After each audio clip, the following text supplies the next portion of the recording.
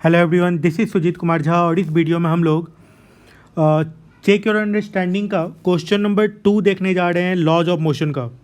और देखिए काफ़ी अच्छा क्वेश्चन है, मज़ेदार क्वेश्चन है। देखिए इसमें क्या कहा जा रहा है, a long elastic cord obeying Hooke's law is stretched considerably due to its own weight. अपने वेट के कारण ये जो वायर है, इलास्टिक कोड है, वो स्ट्रेच हो रहा है। In one such case a code is held from one of its and and hung vertically.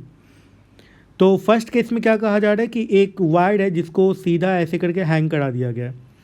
Okay, and in another case that is shown in the figure the ends are attach to separate nail A and B in the same level so that the cord assume shape of catenary. और एक झूलता हुआ chain की तरह है, ये जंजीर की तरह है ना। In which case the cord stretch longer, किस केस में जो वाइड में जो स्ट्रेच आएगा वो ज़्यादा आएगा, ये क्वेश्चन में है ना। तो अब सॉल्व करना शुरू करते हैं। तो सबसे पहले क्या करते हैं कि फर्स्ट केस में हम लोग इलोंगेशन कैलकुलेट कर लेते हैं। ठीक है, फर्स्ट केस में तो आप देखिए यहाँ पे मैं कैलकुलेट करके आपको दिखा रहा हूँ कि जैसे मान लीजिए कि एक वायर है, एक वायर है जिसमें स्ट्रेच आ सकता है। तो इसमें क्या करते हैं, एक्स लेंथ ऊपर जाके एक छोटा सा एलिमेंट कंसिडर करते हैं जिसका लेंथ डी एक्स मान लेते हैं। इस एक्स लेंथ के वेट के कारण इसमें इलोंगेशन आएगा, है ना। इसमें एक्स लेंथ के कारण इसमें इलोंगेशन आएगा। मान लेते हैं जो इलोंगेशन है ये डी वाई इलोंगेशन आ जाता है। ठीक है, तो इस डी वाई का वैल्यू कितना कैलकुलेट करेंगे, तो ये डी वाई इलोंगेशन किस में आया, डी एक्स लेंथ में। तो डी एक्स लेंथ के लिए पहले इलास्टिक कांस्टेंट का वैल्यू कैलकुलेट करना होगा। आप यदि मेरा स्प्रिंग के कॉन्सेप्ट पे बेस्ड वीडियो नहीं देखें तो वो वीडियो देख लीजिए, क्योंकि बहुत ही यूनिक तरीके से उसमें स्प्रिंग के बारे में बताया गया है और उसमें एक हिडन कॉन्सेप्ट के बारे में बताया गया जिससे आप स्प्रिंग से रिलेटेड बहुत सारे प्रॉब्लम को बहुत आसानी से सॉल्व कर पाएंगे। नहीं तो वही सब क्वेश्चन आपके लिए टफ लगेगा। तो वो एक वीडियो है जिसका लिंक मैं डिस्क्रिप्शन बॉक्स में दे दूंगा, आप ज़रूर उस वीडियो को देख लीजिए और वो बहुत फ़ायदा करेगा आपको। देखिए इसमें क्या है कि डी वाई लेंथ एक्सपेंसन आया, तो डी एक्स लेंथ का स्प्रिंग कांस्टेंट कितना आ जाएगा डी एक्स लेंथ का, तो gamma A by D x. इसमें इलोंगेशन कितना है डी वाई, तो ये कितना फोर्स लगाएगा, के डी वाई फोर्स लगाएगा। ये जो छोटा सा पार्ट है इस इलास्टिक वायर का डी एक्स लेंथ का, के डी वाई स्प्रिंग फोर्स लगाएगा और इसका वैल्यू क्या हो जाएगा, एक्स लेंथ के वेट के बराबर। तो एक्स लेंथ का वेट कितना वेट प्रोड्यूस कर रहा होगा, मान लेते हैं इसका टोटल मास कैपिटल एम होता है इस वायर का, तो M by L into X, ये एक्स लेंथ का मास हो गया, इंटू ग्रेविटी, यह एक्स लेंथ का वेट हो गया। यही प्रोवाइड कर रहा है, यही प्रोड्यूस कर रहा है इस एक्सपेंशन इलास्टिक वायर। अब पुट कर देते हैं, तो के जगह पे क्या पुट कर देना है, gamma A by D X into D Y that is equals to M G by L into X. तो यहाँ से गामा ए डी वाई का वैल्यू कितने के बराबर आ गया, M G by L into X D X के बराबर आ गया। अब यदि यहाँ पे इंटीग्रेट कर दे, यहाँ पे इंटीग्रेट करें, तो x का इंटीग्रेशन कहाँ से कहाँ तक होगा, 0 टू L, और dy का इंटीग्रेशन कहाँ से कहाँ तक होगा, 0 टू y मान लेते हैं कि इस पूरे वायर में एक्सपेंसन है। तो ये आ गया gamma a into Y that is equals to M G by L, और x dx का इंटीग्रेशन कितना आ गया, L²/2, L से L कट गया। तो यहाँ से आपको एक बात पता चल रहा है कि gamma a into Y that is equals to M G by 2 into L. और यदि एल से डिवाइड कर दिए तो gamma A by L into Y ये कितने के बराबर आ जाएगा, एम जी बाई 2 के बराबर। ठीक है ना। और गामा ए बाई एल जो है टोटल स्प्रिंग कांस्टेंट है, तो ये हो गया K equivalent into Y that is equals to M G by 2। और के इक्विवेलेंट स्प्रिंग कांस्टेंट है एक तरीके से इस इलास्टिक वायर का, वाई वायर में टोटल एक्सपेंशन है, तो इसको हम लोग एक तरीके से एवरेज टेंशन कह सकते हैं, एवरेज वैल्यू ऑफ टेंशन कह सकते हैं। तो एवरेज वैल्यू ऑफ टेंशन का जो वैल्यू है ये कितने के बराबर आ गया, मैं यहाँ लिख देता हूँ। तो एवरेज टेंशन का जो वैल्यू है वो कितने के बराबर आ गया, mg/2 के बराबर आ गया, है ना, mg/2 के बराबर आ गया। मतलब एवरेज एक्सपेंशन जो हो रहा है, एवरेज टेंशन फोर्स जो लग रहा है फर्स्ट केस में, वो कितने के बराबर लग रहा है, mg/2 के बराबर लग रहा है। ये फर्स्ट केस का हो गया। अब हम लोग सेकेंड केस में चलते हैं और कैलकुलेट कर लेते हैं। तो फर्स्ट केस आपको क्लियर हो गया, सेकेंड केस में चलते हैं, इस केस में कैलकुलेट करते हैं। देखिएगा, अब सेकेंड केस को यदि आप ध्यान से देखें तो सेकेंड केस में वायर कुछ इस तरीके से हैंग कर रहा है ना, ऐसे कुछ हैंग कर रहा है, ऐसे कुछ हैंग कर रहा है।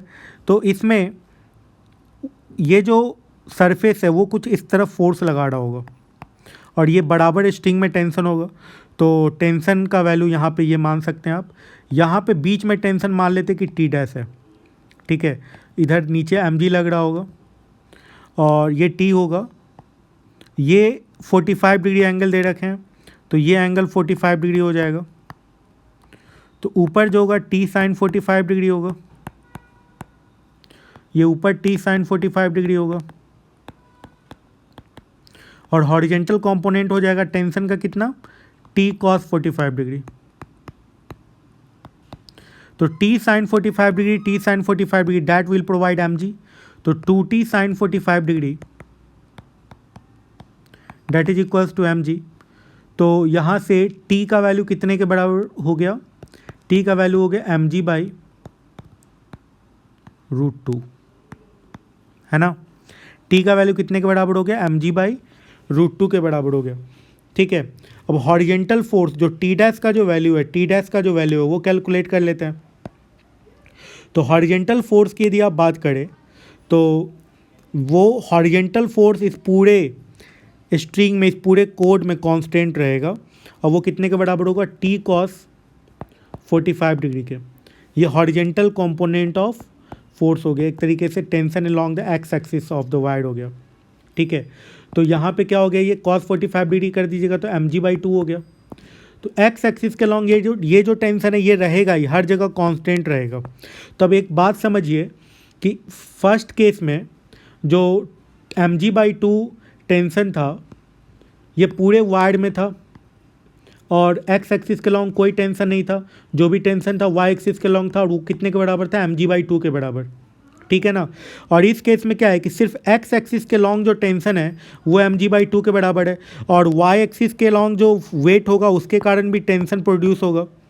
मतलब टेंशन का वैल्यू हमेशा mg/2 से, एवरेज टेंशन का जो वैल्यू होगा इस केस में वो ग्रेटर देन होगा mg/2 से। और इस केस में क्या हो गया, एवरेज टेंशन का जो वैल्यू है वो mg/2 के बराबर हो गया, लेकिन इस केस में एवरेज टेंशन का वैल्यू mg/2 से ज़्यादा हो गया। तो जब mg/2 से ज़्यादा हो गया टेंशन का वैल्यू तो आप कह सकते हैं निश्चित तौर पे जो इलॉन्गेशन आएगा वो सेकेंड वाले केस में ज़्यादा आएगा।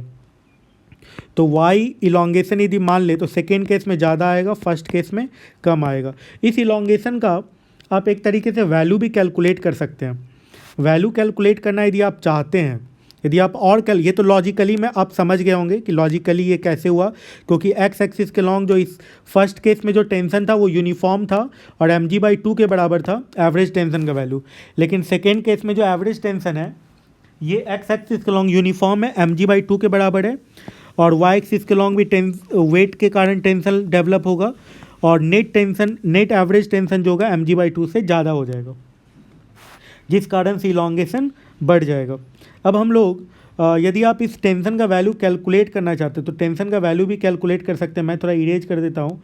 और जो लोग इस टेंशन का वैल्यू कैलकुलेट, जो इलॉन्गेशन का वैल्यू कैलकुलेट करना चाहते हैं सेकेंड वाले केस में, उनके लिए मैं बता रहा हूँ, ठीक है।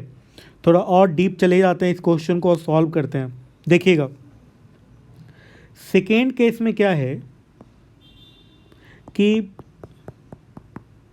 इस तरफ इसमें कुछ टेंशन का वैल्यू यहाँ पर जैसे मान लेते, यहाँ पे जो होगा, यहाँ पे ये 45 डिग्री एंगल बना रहा है और यहाँ पे ये बना रहा होगा 30 डिग्री एंगल, ठीक है। तो इसमें जो टेंशन T होगा इसका x component T cos 30 degree होगा, और टी कॉस 30 का वैल्यू वही होगा mg/2 के बराबर, ठीक है ना। तो ये यूनिफॉर्म है, ठीक है। तो यहाँ पे क्या करते हैं, इस कॉन्सेप्ट का यूज करते हैं कि टी कॉस थीटा जो होगा हर एक केस में सेम होगा and that is equals to mg/2। तो टेंशन का वैल्यू कितना आ गया, mg/2 कॉस थीटा। ये angle as a function of angle निकल गया टी का वैल्यू।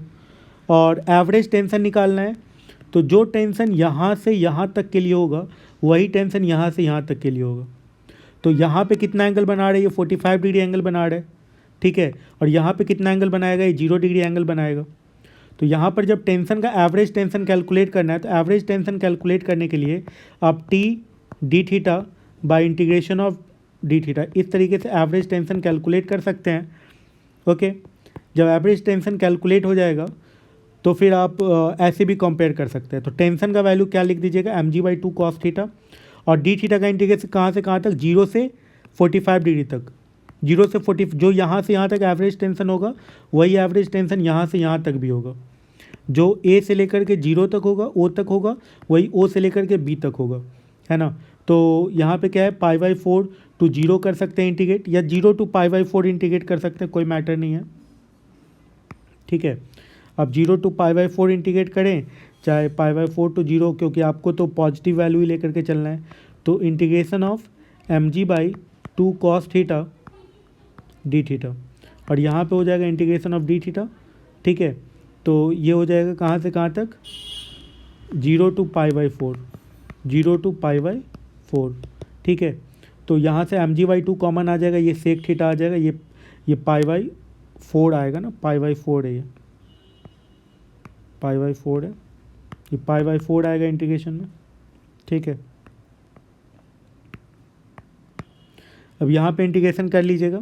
इंटीग्रेशन करना है इसका बहुत आसान है, mg/2 आ गया, इंटीग्रेशन ऑफ कॉस थीटा, क्या यहाँ पे क्या आ गया, सेक थीटा आ गया ना, यहाँ पे सेक थीटा आ गया, सेक थीटा आ गया, डी थीटा आ गया, 0 to π/4 आ गया, और यहाँ पे यदि आप पुट कर दीजिएगा तो ऊपर 4 चला गया, नीचे पाई हो गया, ये 2 से 2 कट गया, 2 mg/π आ गया, ठीक है।